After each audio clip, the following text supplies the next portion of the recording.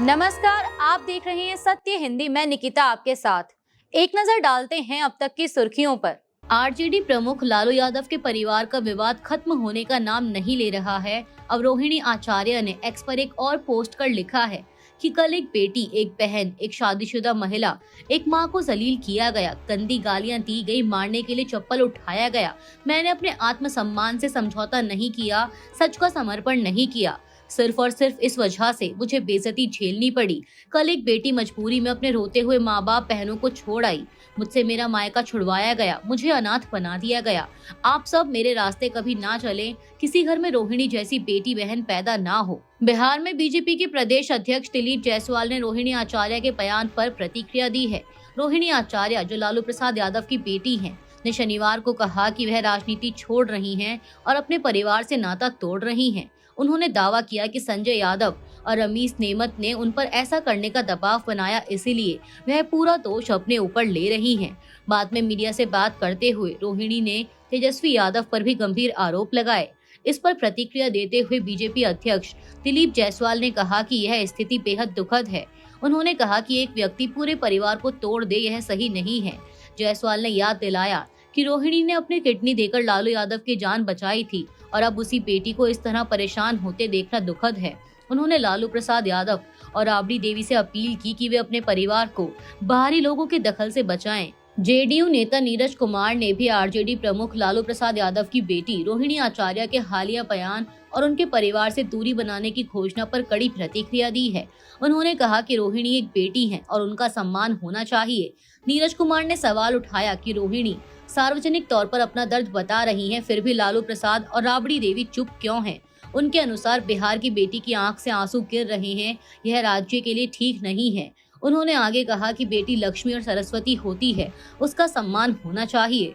उन्होंने यह भी आरोप लगाया कि लालू यादव को पूरी तरह घेर लिया गया है। केंद्रीय मंत्री और लोक जनशक्ति पार्टी रामविलास के अध्यक्ष चिराग पासवान ने रोहिणी आचार्य के राजनीति छोड़ने और परिवार से दूरी बनाने के फैसले पर सावधानी पूर्वक प्रतिक्रिया दी है। उन्होंने कहा कि किसी परिवार के अंदर ऐसी स्थिति आने पर कितना मानसिक दबाव होता है, वह इसे समझते हैं।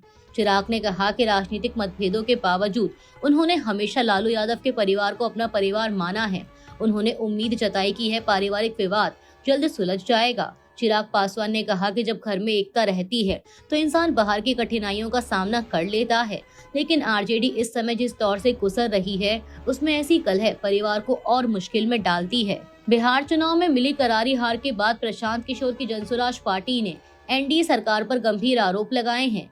पार्टी के प्रवक्ता पवन वर्मा ने एएनआई से बात करते हुए कहा कि बिहार सरकार ने विश्व बैंक की एक अन्य परियोजना के लिए मिले 21,000 करोड़ रुपए में से पैसा निकालकर चुनाव से ठीक पहले 1.25 करोड़ महिलाओं के खातों में 10,000 रुपए ट्रांसफर किए।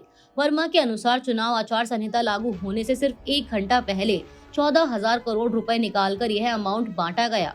उन्होंने कहा कि अगर यह जानकारी गलत साबित होती है तो वह क्षमा मांगेंगे, लेकिन अगर सच है तो यह बड़ा नैतिक सवाल है। पवन वर्मा ने दावा किया कि राज्य का सार्वजनिक ऋण अब 4.06 लाख करोड़ है और प्रतिदिन 63 करोड़ रुपए ब्याज देना पड़ता है, जिससे खजाना खाली हो चुका है।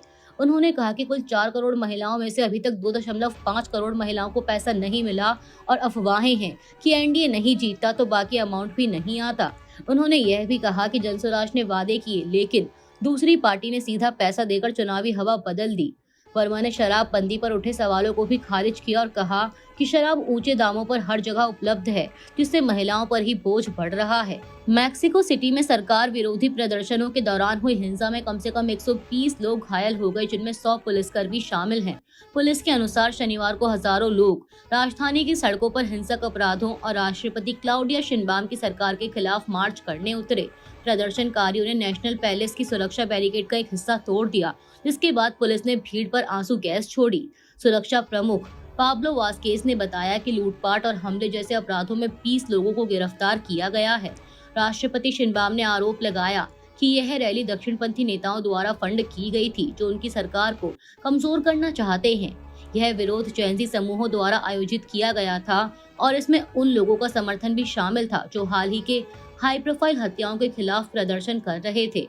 इनमें उरुआपान के मेयर कार्लोस मंजो की हत्या भी शामिल है, जिन्हें 1 नवंबर को डे ऑफ द डेड कार्यक्रम के दौरान गोली मार दी गई थी। बिहार विधानसभा चुनाव 2025 में एनडीए ने 202 सीटें जीतकर रिकॉर्ड बहुमत हासिल किया, जबकि महागठबंधन सिर्फ 35 सीटों पर सिमट गया। लेकिन इस चुनाव पर सबसे बड़ा असर छोटे दलों ने डाला है।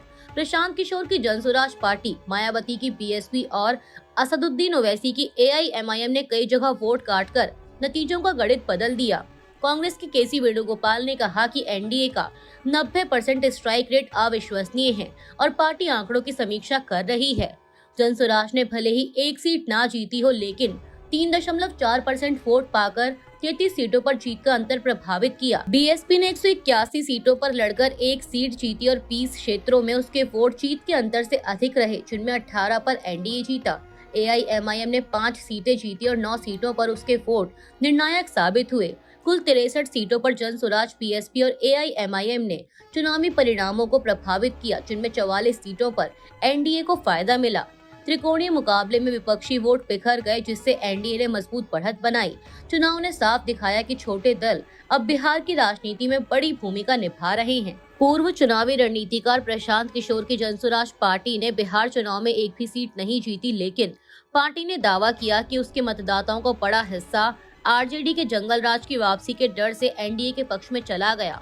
पटना में एक प्रेस कॉन्फ्रेंस में पार्टी के राष्ट्रीय अध्यक्ष उदय सिंह ने कहा कि कई लोग जनसुराज को मौका देना चाहते थे, लेकिन डर के कारण एनडीए को वोट दे बैठे। उन्होंने यह भी दावा किया कि मतदान से एक दिन पहले दिल्ली में लाल किले के पास हुए विस्फोट से सीमांचल में बड़ा ध्रुवीकरण हुआ। उदय सिंह ने कहा कि मुस्लिम मतदाता इस बार जनसुराज पर पूरी तरह भरोसा नहीं कर पाए, हालांकि भविष्य में समर्थन बढ़ने की उम्मीद है। पार्टी का वोट शेयर लगभग 4% रहा। उन्होंने आरोप लगाया कि नीतीश सरकार ने चुनाव से पहले 40,000 करोड़ रुपए खर्च कर वोट खरीदे और महिलाओं को आदर्श आचार संहिता के बावजूद पैसे दिए गए। उदय सिंह ने कहा कि परिणाम निराशाजनक जरूर हैं, लेकिन जनसुराज एनडीए का विरोध जारी रखेगी। सीपीआईएम नेता बृंदा करात ने बिहार चुनाव के परिणामों पर तीखी प्रतिक्रिया देते हुए चुनाव आयोग और बीजेपी पर गंभीर आरोप लगाए हैं। उन्होंने कहा कि जो नतीजे आए हैं वे अनपेक्षित हैं और बीजेपी ने सत्ता और चुनाव आयोग का इस्तेमाल कर नियमों को तोड़ा है। बृंदा करात का आरोप है कि बीजेपी की कई गैर कानूनी गतिविधियों पर चुनाव आयोग ने कोई कार्रवाई नहीं की और चुनाव में बेहिसाब पैसा खर्च हुआ, जिसकी कोई गिनती नहीं है। उन्होंने यह भी कहा कि बीजेपी का रवैया बिहार के प्रति हमेशा भेदभावपूर्ण रहा है, जिसके कारण राज्य आज सबसे गरीब प्रदेश बना हुआ है। अपनी पार्टी के प्रदर्शन पर उन्होंने कहा कि 4 सीटों में से एक पर सीपीआईएम की जीत हुई है और एक सीट बहुत कम अंतर से हाथ से निकल गई। चुनाव आयोग पर निशाना साधते हुए बृंदा करात ने कहा कि मैं ये जरूर कह सकती हूँ कि अगर बिहार चुनाव का नमूना रहेगा तो फिर इस देश के चुनाव आयोग का नाम बदलकर इसको भारतीय जनता पार्टी कमीशन के नाम से पहचाना जाना चाहिए। उत्तर प्रदेश के सोनभद्र में पत्थर की एक खदान में दीवार गिर जाने की वजह से कई लोग दब गए हैं। सोनभद्र के जिला अधिकारी ने बताया कि इन्हें निकालने की कोशिश की जा रही है। टीएम सिंह ने बताया कि एक घटना होने की सूचना मिली। किसी दीवार के गिर जाने से कुछ लोगों के दबे होने की सूचना है। पुलिस प्रशासन यहां मौके पर मौजूद है। फंसे हुए लोगों को निकालने का प्रयास अल्ट्राटेक, तुशान और ओबरा पावर कॉरपोरेशन के माध्यम से किया जा रहा है। एनडीआरएफ और एसडीआरएफ की टीम मिर्जापुर से रवाना हो चुकी है। खदान में फंसे हुए लोगों और हताहतों के आंकड़ों के बारे में पूछे जाने पर डीएम ने कहा कि अभी इसके बारे में कोई स्पष्ट जानकारी नहीं है। उन्होंने कहा कि इस घटना की जांच और उचित कार्रवाई की जाएगी। समाचार एजेंसी पीटीआई ने खदान में करीब 10 लोगों के फंसे होने का दावा किया है। वहीं एएनआई ने कहा है कि खदान में करीब 15 लोग फंसे हुए हैं। राजधानी दिल्ली में रविवार को भी हवा की क्वालिटी गंभीर श्रेणी में बनी हुई है। दिल्ली के ज्यादातर इलाकों का एयर क्वालिटी इंडेक्स यानी AQI 400 से अधिक दर्ज किया गया। केंद्रीय प्रदूषण नियंत्रण बोर्ड यानी CPCB के मुताबिक रविवार 16 नवंबर की सुबह 8 बजे आनंद विहार इलाके का AQI 412 रहा। इसके अलावा अशोक विहार का AQI 421, बुराड़ी 404, चांदनी चौक 418, ITO 417, नरेला 420, रोहिणी 422, सोनिया विहार 414 और वजीरपुर का AQI 434 रहा। दिल्ली में बीते कई दिनों से हवा की क्वालिटी गंभीर श्रेणी में बनी हुई है।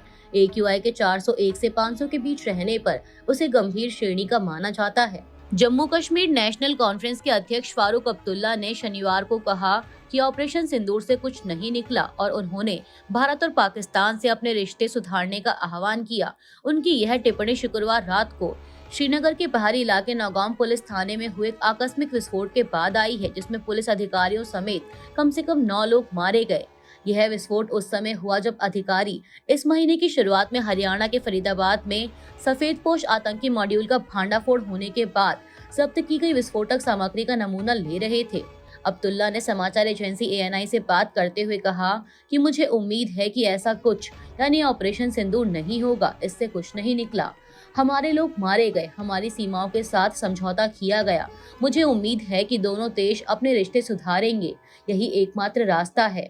मैं वाजपेयी जी की बात को दोहराना चाहता हूँ कि दोस्त बदले जा सकते हैं लेकिन पड़ोसी नहीं।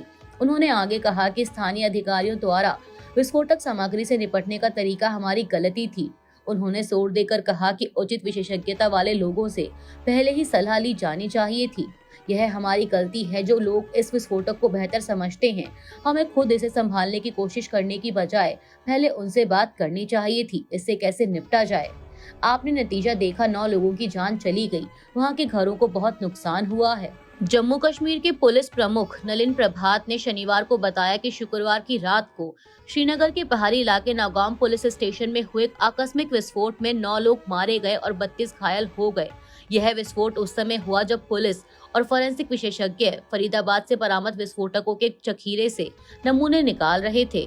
श्रीनगर में एक प्रेस कॉन्फ्रेंस को संबोधित करते हुए प्रभात ने कहा कि 10 नवंबर को फरीदाबाद में पकड़े गए आतंकी मॉड्यूल से भारी मात्रा में विस्फोटक पदार्थ, रसायन और अभिकर्मक बरामद किए गए हैं।